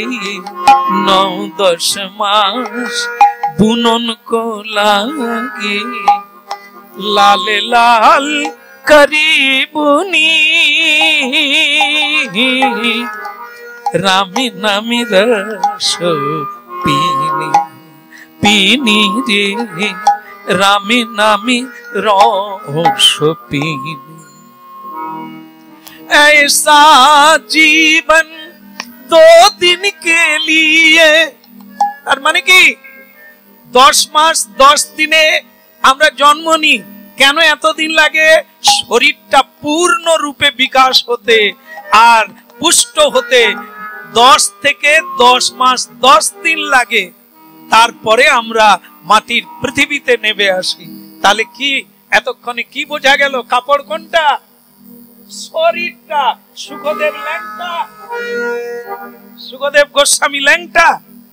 কেন ল্যাংটা আমরা মনে করছি? তিনি জ্ঞানী, তিনি জানেন আমি ল্যাংটা নয়, ভগবান কাপড় দিয়ে পাঠিয়েছে। আর আমি মনে করি শরীরটাকে, এই জন্য ভাত খাবার জোগাড় করি, মুড়ি খাওয়ার জোগাড় করি, শরীরের জন্য মেডিকেল সায়েন্স ঔষধ খাই, কিন্তু আত্মার ঔষধ খাই না। হরিনাম, প্রেম, সুধা, ভক্তি, সাধু সঙ্গ করি না। বলো রাধে রাধে। এবার আপনারাই বলুন, অজ্ঞানীকে, পাগলকে? যে জানে না, যে জানে না আমরা শরীরটাকে জানি, আমাকে জানি না। আমরা যে ল্যাংটা নয় এটাই বুঝতে পারি না, তাই এত জামা কাপড় নিয়ে সংসারে গোলমাল, এত লজ্জা নিয়ে গোলমাল। কিন্তু মানুষ যখন মরে যায়, গায়ে কাপড় আছে কিনা জানে, তখন লজ্জার কথা মনে নাই, শরীরের কি হলো। এই জন্য সুখদেব গোস্বামী ছিলেন মহাজ্ঞানী, ব্রহ্মজ্ঞানী। এই জন্য তিনি জানতেন তিনি ল্যাংটা নন।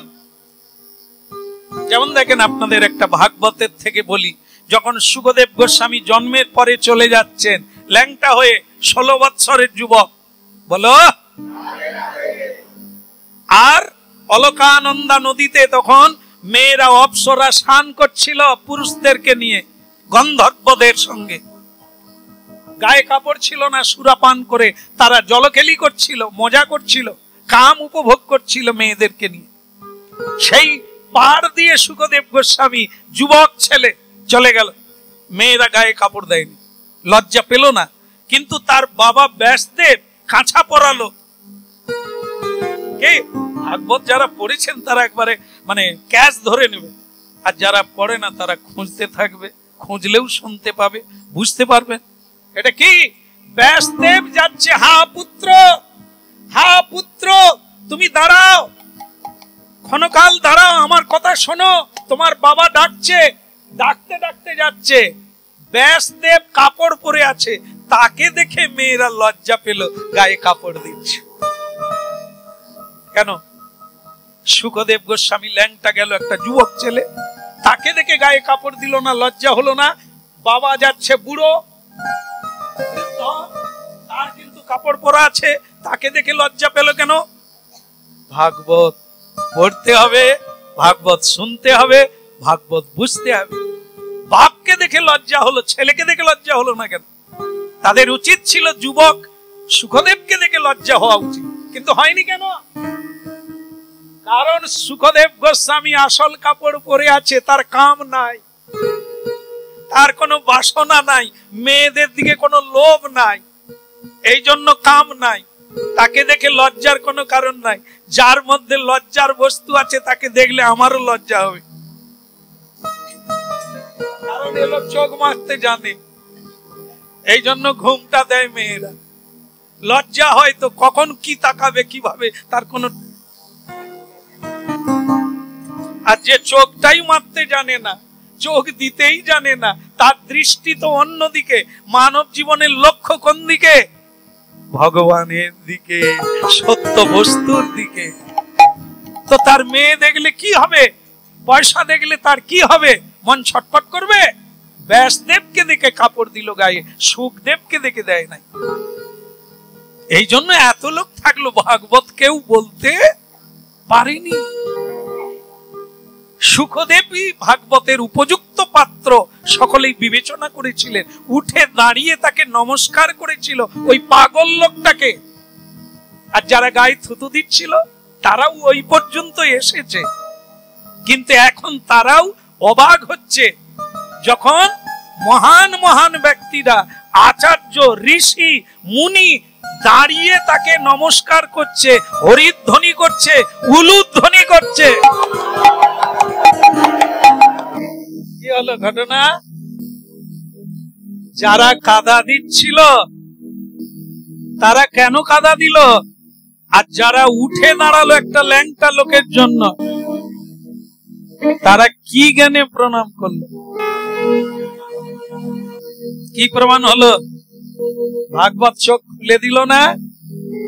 আমরা যা দেখি ওটা দেখা নয়, আমরা যা ভাবি ওটা ভাবনামৃত নয়, আমরা যা নিজেকে জ্ঞানী মনে করি এ জ্ঞান নয়, এ অজ্ঞান। আর তিনি একজন বাতুল, একজন পাগল, তাকে প্রণাম করার কি আছে? এত শ্রদ্ধেয় ব্যক্তি দাঁড়িয়ে পড়বেন কেন তাকে নমস্কার করার জন্য? অল্প বয়স, তার চাইতে মহা বয়স, গঁপদাড়ি পেকে গেছে,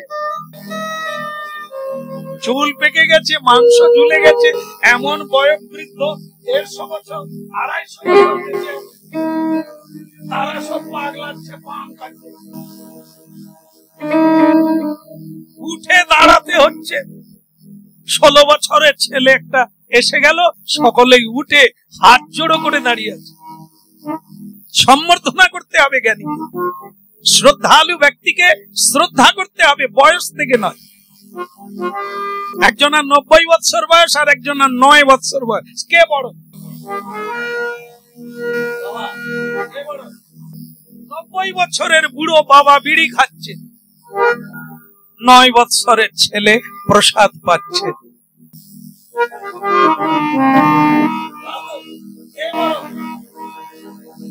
যার জ্ঞান হয়ে যে তত্ত্ব তো জানতে পেরেছে, ও বাবার চেয়ে বড়। বয়সে বড় হলে বড় নয়, প্রজ্ঞায় বড় হতে। জ্ঞান বৃদ্ধ, বয়সে বৃদ্ধ নয়, জ্ঞান বৃদ্ধ হতে হবে, অভিজ্ঞতায় বৃদ্ধ হতে হবে। প্রণাম তাকেই, সেই প্রণাম পায়, সেই শ্রদ্ধা পায় বয়স্ক লোক না।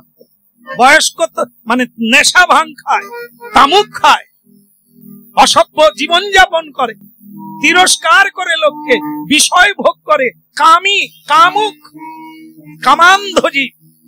সে প্রণম্য ব্যক্তি না, সে ছাগলের দলের লোক। ছাগলের তাতে কোনো তফাৎ নাই। একটা যদি 9 বৎসরের ছেলে শ্রীকৃষ্ণ ভজন করে, সত্য কথা বলে, তাকে সকলেই প্রণাম করবে। এই হচ্ছে প্রণাম। বয়সকে নয়, প্রণাম বডিকে করে না। রথকে কেউ প্রণাম করে? বলো,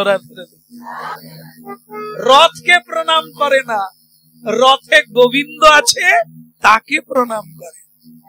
গুরুদেব গাধায় চড়ে আসছে, জানো? আগে গাধাই যানবাহন, শিষ্য বাড়িতে গুরুদেব এলে গাধায় চড়ে আসে। তোমাদের গুরুদেব আসে? গাধার নাম শুনে আসে। আগে গাধাই সার, গাধা ছাড়া বাজার করা যাবে না, ইট বালি বোয়া যাবে না, এত গাড়ি ঘোড়া ছিল না। গাধায় চড়ে গুরুদেব যাতায়াত করতেন। তা গাধা, এখন গুরুদেব গাধায় চড়ে শিষ্য বাড়ি এসেছে, শিষ্যের পাড়ার দল সকলে বেরিয়ে উলুধ্বনি করে গুরুদেব তখনও গাধা থেকে নামেন।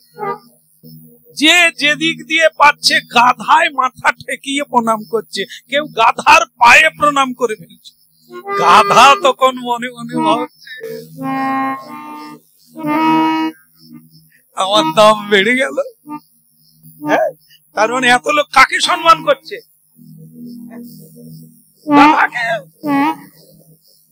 গাধা ভাবছে লোকে আমাকে কি সম্মান করছে।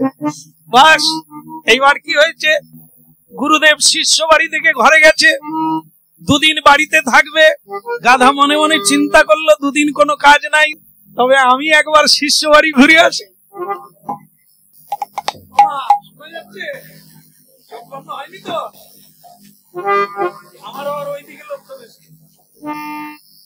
কারণ আপনার ক্ষতি হয়ে যাবে আপনি চোখ বন্ধ করলে। আপনার লাভ হোক আমি চাই। বলো, মহান্তের কার্য এই তারিতে পামর, নিজ কার্য নাই তবু। বাদল বাবুর বাড়িতে আমি লাভের জন্য আসিনি, আসছি আপনাদের কল্যাণ হোক, জগতের কল্যাণ হোক। আমার একটু মূল্যবান সময় যাবে, তাতে যদি সবার কল্যাণ হয় সেটাই হবে। রাধে রাধে। ওইটুকু হাত তুলবেন না, তবে জেগে যাবেন, না হলে এ হবে না। এ ঠাকুর এরকম করে, বলো হ্যাঁ। আরে গীতায় যোগ ব্যায়ামের কথা বলা আছে, প্রতিদিন করুন না, কত টাকা জমা হয়ে যাবে, যেটা ঔষধ খান, মন তাজা হয়ে যাবে, দুর্বল হবে না, ছেলে খেতে দেয় না কাঁদতে হবে না, মেয়ে ডাকে না কাঁদতে হবে না, দাগ নিয়ে শেষ করতে পারবে না, লুচি ভাজা হয়ে আছে খেতে পারবেন না, বললো।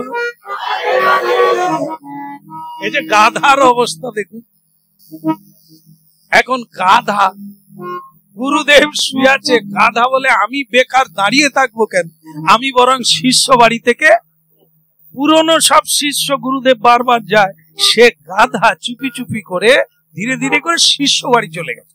গুরুদেবের শিষ্য, গাধার শিষ্য, শিষ্য বাড়ি চলে গেছে। গাধা গিয়ে তার তো গলার স্বর, সে একবারে বদ চিৎকার, সে এমন চিৎকার করছে, গাধার স্বর বিচ্ছিরি, একবারে কর্কশ। সে গাধা ডাক দিয়েছে দুপুর বেলা, শিষ্য বাড়ির লোক বলে গাধার ডাক মানে গুরুদেব এসেছে, চলো যাই। বেরিয়ে দেখ গুরুদেব নাই, শুধু গাধা দাঁড়িয়ে আছে। তখন শিষ্য বাড়ির লোক চিন্তা করলো, বেটা গাধা নিশ্চয়ই দৌড়া দৌড়ি করেছে, গুরুদেব কোথায় খালে টালে পড়ে গেছে, এ বেটা একা চলে আসছে, ডান্ডা নিয়ে মার মার, আমাদের গুরুদেবকে কোথায় ফেলে দিয়ে চলে আসছে। অমনি মার মার, গাধা চিৎকার করে, প্রণাম পাবে কি মার পাচ্ছে। তাহলে গাধার পায়ে লোকে প্রণাম করছিল, মাথা ঠেকিয়ে প্রণাম করছিল, এখন করছে না কেন? গাধার এত মূল্য কিসে? জীবন্ত ঠাকুর বসেছিল তাই গাধার এত দাম, ভজনকারী বসেছিল তাই একসঙ্গে প্রণাম পাচ্ছে, রথে জগন্নাথ থাকে তাই লোকে, নাহলেও সেগুন কাঠের কি মূল্য আছে তাই মাথা টেকাবে? এই যে প্রভু আমাদের আশ্রমে রথ বানাচ্ছে, তা কেউ যদি রথে মাথা ঠেকিয়ে প্রণাম করে, ইনি কি ভাববে আমার রথকে প্রণাম করছে? কখনোই না। এখন কেউ তাকে প্রণাম করে না। যেদিন অভিষেক হবে, প্রভু জগন্নাথ ওতে বসবে, তখন রথকে প্রণাম অবশ্য করবে, কাঁচি ধরে মনে করে জগন্নাথকে ধরে ফেলেছে। কেন না জগন্নাথ তাই আছে বলে। তা মানুষের এত দাম কেন? জগন্নাথ আছে বলে। তাই দেহরথকে লোক এত সম্মান করে। কে এই এত কথা শোনার জন্য এসেছেন, এত লোক বসে আছে কিসের জন্য? শ্যাম সুন্দরের জন্য নয়, জগৎকর্তা শ্যাম সুন্দর আছে বলেই লোকে এত সম্মান করে। তিনি যেদিন রথ থেকে নেমে যাবে তখন কি হবে? যিনি কীর্তন গাইতেন তিনি নাই, দেহকে কেউ প্রণাম করবে না। যতক্ষণ জগন্নাথ থাকবে আমাদের এত মূল্য। গাধা কি হলো? প্রণাম পেল, মার খেল। কেন? আসল লোককে ছেড়ে কখনো সম্মানী ব্যক্তি হওয়া যায় না। তাহলে অল্প বয়স হলে প্রণাম করে, বৃদ্ধ হলেও প্রণাম করে না। কিসের জন্য? কাকে প্রণাম করে? জ্ঞানীর জ্ঞানকে। সত্যান্বেষণী মানুষের ভেতরে মানুষ, হুঁশ নয়, যিনি প্রকৃত মানুষ তিনি হচ্ছেন গোবিন্দ। তিনি আছেন, তাই অল্প বয়স হলেও তাকে সবাই সম্মান করে। বলো রাধে রাধে। এক কথায় দর্শন মাত্র পণ্ডিত মন্ডলী উঠে দাঁড়িয়ে তাকে নমস্কার করলেন, প্রণাম নিবেদন করলেন। আর পরীক্ষিত মহারাজ, যার মধ্যে খুব জরুরি দরকার ছিল একজন সদ্গুরু, এই সুখদেব গোস্বামীকে দর্শন করে ওনার মনে হলো আমি যাকে খুঁজছিলাম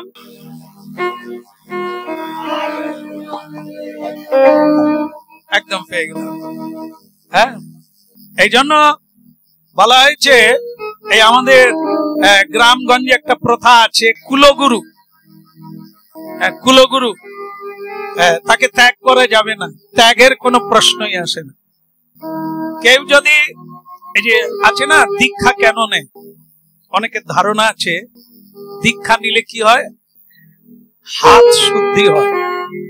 হাত শুদ্ধি হয়, যে লোকে জল খায় না, না আমার হাতে, দীক্ষা নিলে হাত শুদ্ধি হয়। কিন্তু ধারণাটা দেখুন, ও মা হাত শুদ্ধি হয়েছে, আমার দিকে তাকান, চোখে চোখ রাখবেন তবে তো ঠিক থাকবে, নাহলে বেগার আসাবে। বৌমার রান্না খেলে অনেক ভালো থাকবে। বলে গিরধারী লাল কি, হ্যাঁ ও মা কি চাই কি, আপনি খালি যাতায়াত করছেন কেন, বসে পড়ুন না। নৌকায় ছটফট করলে নৌকা যাবে না, বসে থাকতে হবে, যে নিয়ে যাচ্ছে তারই নির্ভর। বসে পড়ুন, আরে বসেন আপনি। এতগুলো লোক বসে আছে, আপনি খালি যাতায়াত করছেন, আপনার দিকে চোখ পড়ে যাচ্ছে না, লাভ করছেন না ক্ষতি করছেন? বলো, একটু লাগবে গায়ে, কিন্তু মানলে আপনারই কাজ হবে। প্রেম সে বলো, বলে বলুক, লোকে খারাপ বলুক, কি কর, ঝাঁটা আর কি কোনোদিন সম্মান আছে? কিন্তু ঝাঁটা না হলে পরিষ্কার, আবার আমাকে ঝাঁটা মনে করুন, আমরা পরিষ্কার করে তো যাই, পরিষ্কার না করলে করবে কে? অন্য জন এসে দীক্ষা দিয়ে দেবে, অন্য জন এসে জড়িয়ে ধরবে তুমি বড় প্রেমিক, কিন্তু পরিষ্কার করলো কে? ঝাঁটাকে কেউ খুঁজবে? ধারের দিকে রেখে আয়, পিছনে রেখে আয়। তরুণ বাবু পরিষ্কার হয়ে গেছে, এখন রথকেই বহু লোক প্রণাম করছে। কি তরুণ বাবু এখন প্রণাম পাচ্ছে, উনি বলছেন আমি হয়ে গেছি এখন সুখদেব গোস্বামী, এই জন্য লোকে প্রণাম করছে। ঝাঁটার কি আর খবর আছে? নাই। বলো, আবার বলো, এর কি হলো? সুখদেব গোস্বামী যেই এসে গেল, পরীক্ষিত মহারাজ বললেন এতদিনে যাকে চাইছিলাম তাকে পাওয়া গেল। গুরু নাকি ত্যাগ করা হয়ে যায়, হাত শুদ্ধি হয় দীক্ষা নেওয়ার জন্য। আবার সে মছলি রান্না করে, জীবন্ত মাছকে কাটে, রান্না করে, সব কিছু খায়, কিন্তু লোকের কাছে বলে, আমরাও গেলে বলে প্রভু আমার হাতে খেতে আপনার কোনো অসুবিধে হবে না, আমি দীক্ষা নিয়েছি, আর 5 বছর হলো আমি দীক্ষা নিয়েছি, কোনো অসুবিধে নেই, আমার হাত শুদ্ধি আছে। জানে দীক্ষা কাকে বলে? হাত শুদ্ধি আছে তার, ওই হাতে কত নোংরা ঘাটছে, আর বলে দিয়েছি কিনা আমি দীক্ষা। তোমার গুরুকে, না হলে কুলগুরু, কুলগুরুকে যে তামাক খায়, বিড়ি খায়, যে সুরাপান করে, সে কুলগুরু পরম্পরায় দিয়ে যাচ্ছেন দীক্ষা। এতে কোনোদিন অসুবিধে নেই, আমরা তাদেরকেও প্রণাম করি। কেন? যে যেমন সে তেমন। ওনাদেরকে যারা খুঁজবে তারা ওনাদেরই মতো পরম্পরায় প্রসাদ পাবে। প্রসাদ পা মান্নাদা হয় না? বিড়ি খায় তুলসী পাতা দিয়ে, ভাবা যায়, মানে তুলসী পাতা দিয়ে জড়িয়ে দেয়, মান্নাদা প্রসাদ। এটা কি ভগবানকে ভোগ লাগিয়েছিল? তুলসী দিয়ে খাচ্ছে, ভগবান বিড়ি খায়। তাহলে দেখে এই হচ্ছে কুলগুরু। এরকম নিলে আপনিও পরম্পরায় এরকমই হবে। আমরা বহু জায়গায় যাই, রাধা মাধব আছে, কিন্তু তারা এই আমিষ খায়, নিরামিষও পায় না। তাহলে কি ভগবানকে ভোগ লাগাও? না, ভগবানের জন্য আতপ চাল, একটা আলু সিদ্ধ করে দিলাম, ভগবান খেয়ে নিলাম, আর আমরা এগুলো খাই, নাহলে শরীর ঠিক না। কিন্তু তিলক দিল মোটা করে, মালাও পরা আছে, গোস্বামী বাড়ি, ঠাকুর আছে, শিষ্য বাড়ি আছে, কিন্তু জালও মেলা আছে। এবার ভাব, এরাও তো কারো না কারো গুরু, তাদেরও জাল শুকাবে না। আর এখানে মহাপ্রভু যেটা বলেছেন সেটা কি, কিবা শূদ্র কিবা নেশি, শূদ্র কেন নয়, যেই কৃষ্ণ তত্ত্ববেত্তা সেই গুরু হয়। তার জাতের ঠিক নাই, কুলগুরু কি গোস্বামী কি বৈষ্ণব বাড়িতে কি অধিকারী কি দাস, এটা মারুগুলি। যেই কুলে কেন জন্ম হোক না, কেবলই ভকতি মূলে যিনি ভজন করেন, যিনি সাধন করেন, যিনি ভগবানের সেবা দেন, তার কাছে দীক্ষা নাও, তার কাছে আশ্রয় নাও, তার উপদেশে সর্বত্যাগী হয়ে তুমি শ্রীকৃষ্ণ বল। এটার জন্য ত্যাগ করার প্রয়োজন আসে না। যাকে যার ইচ্ছে হবে ভজন করার, সে ভজন গুরু নেবে, আর যার ভোজন করার ইচ্ছা সে ভোজন গুরু নেবে। প্রেম সে বলো। মহাপ্রভু থাকাকালীন এই গুরুর প্রচলন আছে। মহাপ্রভু দেখেন না, দক্ষিণ দেশে মহাপ্রভু নাম প্রচার করতে গেলেন, আর কৃষ্ণ দাসকে ধরে নিয়ে একটা গলিয়ে ঢুকে গেল কিছু সাধু। তারা হচ্ছে নারী, মদ, মাংস এগুলি দিয়ে ভজন করে। মহাপ্রভুর সঙ্গী কৃষ্ণ দাসকে ভুলিয়ে ভালিয়ে মেয়ের লোভ দেখিয়ে নিয়ে চলে গেল। মহাপ্রভু সেই গলিতে ঢুকে তাদের বলেছিলেন, এ তোমাদের কি ব্যবহার?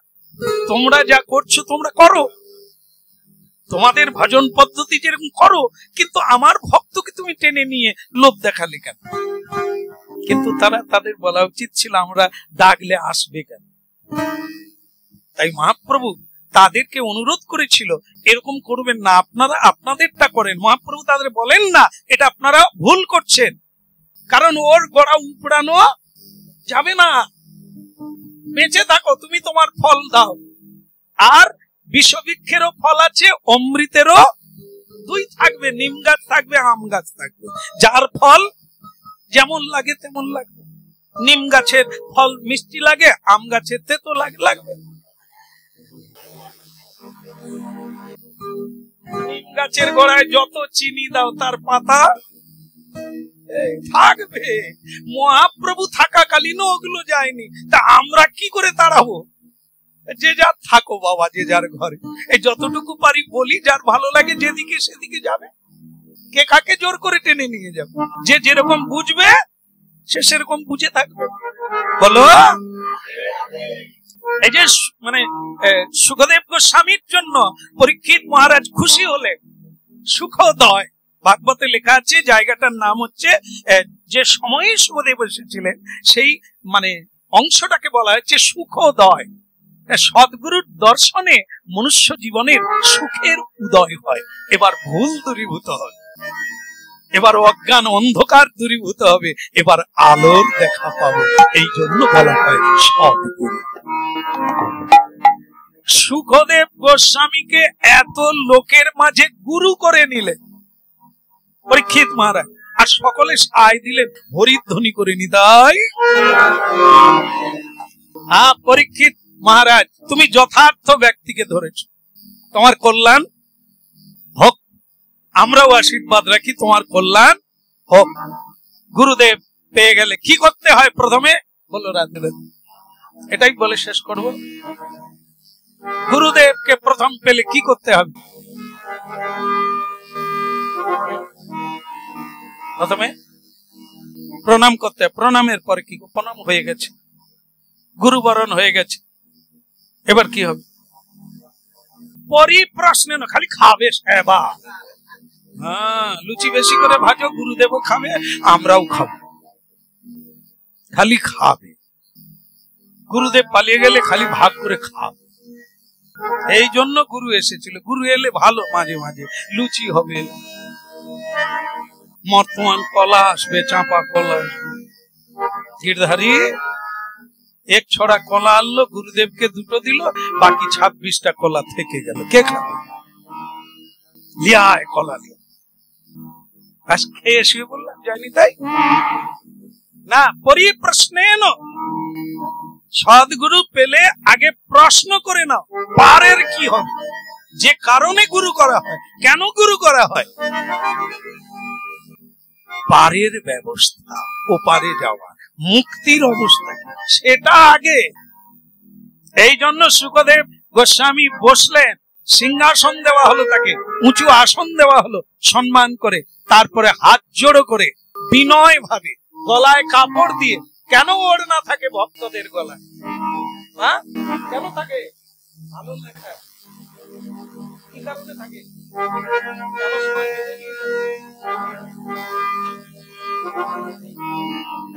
আমি যত খোঁচা দেবো আপনি তো বলবেন কেন গলায় ওড়না দিচ্ছে। হ্যাঁ, যাই হোক, এটা হচ্ছে কি বিনয় বস্ত্র। বিনয় এটা গলায় দিলেই একটা ভাব এসে যায়, ভক্তি ভাব। মায়েদের ওড়নার চাইতে গলা আঁচলটা যদি একটা প্যাঁচ দেন না, এর চাইতে ডবল হয়ে একটা প্যাঁচ দিলে আপনাদের ভাবমূর্তি আলাদা হয়ে যাবে, প্রণাম করতে ইচ্ছে হবে। হ্যাঁ, ওটা হচ্ছে ভক্তিপ্রদ। আর বাবারা তো গলায় ওড়না থাকে, এটা হচ্ছে বিনয়, তার চিহ্ন, সাংকেতিক চিহ্ন। যেমন আপনাদের বলি যে টাকা ধার নিলে জমিদারের কাছে সময় মতো দিতে না পারলে কি করতে হবে?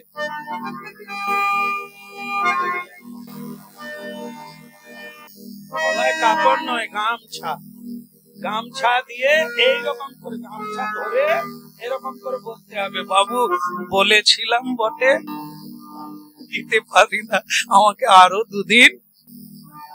এইরকম যদি না করে যদি এরকম বলেন, বাবু বলছিলাম বটে, এখন পারবো না, এবছর দিতে পারবো, অমনি টাই টাই মারের অভাব হবে, কোমর ভেঙে ছেড়ে দেবে। আর যদি কোমর ভেঙে এরকম করে বলো, তবে গিয়ে ছাড়বে। আচ্ছা ঠিক আছে, আরো 15 দিন। এই জন্য ত্রিনাদপি এই বিনয় যতদিন থাকবে, যত বেশি থাকবে, মহাপ্রভুর কৃপা তত বেশি প্রাপ্ত। রাধে রাধে। সুখদেব গোস্বামী বসলেন, আর পরীক্ষিত মহারাজ বিনয় স্বরে বিনয় করে মধুর করে বললেন, গুরুদেব, আসন্ন মৃত্যুকালে জীবের কর্তব্য কি? 18,000 শ্লোক, 365 অধ্যায়, 12 স্কন্ধ, এত হাজার শ্লোক বলল এই একটা প্রশ্নের উত্তর। গীতায় 700 শ্লোক, সপ্তপদী গীতা, একটা প্রশ্নের উপরে এত বড় গীতা তৈরি হলো, এত বড় ভাগবত তৈরি হলো প্রশ্নের দ্বারা। শুনতে চাইছেন, গুরুদেবকে বলতে হবে। কি শুনতে চাইলেন? আসন্ন মৃত্যু কি করা কর্তব্য প্রতিটি জীবে। এই যে বালক, গালে হাত দিবার কেন? কদিনে মৃত্যু হবে, এত টেনশন কেন?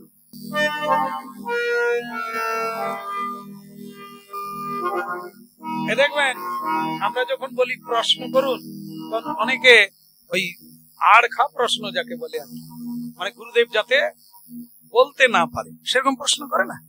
একটি ছেলে গুরুদেবকে প্রশ্ন করছে, গুরুজি, আচ্ছা এমন কোন দিন আছে যেদিন ভজন করলে মানুষের কৃষ্ণ ভক্তি হবে? গুরুদেব অনেকক্ষণ চুপ করে থাকলেন, আর তার মুখের দিকে তাকালেন, কেটা রে প্রশ্নটা এমন করলো, গুরুদেব চুপ করে গেল। সে ছেলেটা তখন বলছে, দেখলি তো, চুপ করে দিচ্ছে, কিছু বলতে পারেনি, পাতা পড়ছে। আমরা চায়ের দোকানে আড্ডা দিয়ে কম শিখেছি, হ্যাঁ, টেবিল চাপড়ে রাজনীতি করে কম জেনেছি। গুরুদেব উত্তর দিতে পারেনি, চুপ করে গেছে। বলো, গুরুদেব তখন বলছে, তুই তিথি নিবি, দিন নিবি, কোন দিন ভজন করলে উত্তম ভক্তি লাভ করা যায়? বলে, হ্যাঁ আপনি বলুন। মৃত্যুর আগের দিন। সে বলে, ও কথাটা কিরকম হলো? বলে শুনতে পাসনি? মৃত্যুর আগের দিন, ওই দিন ভজন করবি, কৃষ্ণ ভক্তি নিয়ে শেষ করতে পারবি না। সে বলে তাহলে আমি মরবো কবে? তুই ক্যালেন্ডার দেখে নে, যেদিন মরবি তার আগের দিন তুই হরি বল বলে নিবি, কীর্তন করবি হাতে তালি দিয়ে, তোর কৃষ্ণ ভক্তি একটা প্রবল হয়ে যাবে। সে বলে সেটা হলো, কিন্তু মরবো কবে? ক্যালেন্ডার দেখ। এবার বোঝো, প্রশ্নের উত্তর মোক্ষম হয়ে গেছে। এবার তুমি শুধু খুঁজে বেড়াও মৃত্যুটা কবে, তার আগের দিন বসতে হবে। এখানে হাত তুলুন, কে কবে বসবে? মৃত্যু কবে? কেউ জানে না। মৃত্যু কালও হতে পারে, পরশু হতে পারে। তাহলে যদি কাল হতে পারে, তাহলে আজ কি? আজকের দিনটাই তো আগের দিন। নিতাই ওরে ঝগড়া, কেউ যখন জানেনি কি, তাহলে তো প্রতিদিন বসতে হবে, কারণ কাল হতে পারে, কাল হতে পারে। তাহলে প্রতিদিন হরি ভজন। সেই আড়ে বাতা চিরা লোক, এতদিন তাকে কেউ কাবু করতে পারেনি। সে আজ কোনো উত্তর খুঁজে না পেয়ে যথাযথ জানতে পেরে গেল। ওই দিনই ওকে গুরু করে বললেন, আপনি আমার প্রশ্নের উত্তর দিয়ে দিয়েছেন। এতদিন আমাকে লোকে ঘৃণা করেছে, কিন্তু এমন কথা কেউ বলতে পারেনি, এতটা সত্য করে কেউ বলতে পারেনি। আপনি যেভাবে আমায় বুঝিয়ে দিলেন, প্রতিক্ষণেই যদি আমার মৃত্যু অপেক্ষা করে, তাহলে এই মুহূর্তেই আমার হরি বলা উচিত। পরীক্ষিত মহারাজের প্রশ্ন কি? আসন্ন মৃত্যু। আসন্ন মানে 7 দিনের পরে নয়, এখনই। প্রতি জীবের মৃত্যু তো আগামীকাল হতে পারে, মুহূর্ত পরে হতে পারে। তাহলে তার কর্তব্য কি? শ্রীহরির ভজন করা, শ্রীহরির কীর্তন করা। ইহাই হইল পাথেয়, ইহাই হরি নামের মহিমা। প্রতিক্ষণে প্রতিদিন শ্রীকৃষ্ণ ভজন করুন, যদি মনুষ্য জীবনকে সার্থক করতে হবে। ভাগবতের এই প্রাঞ্জল উত্তর আমরা প্রাপ্ত হব। বলো রাধে রাধে।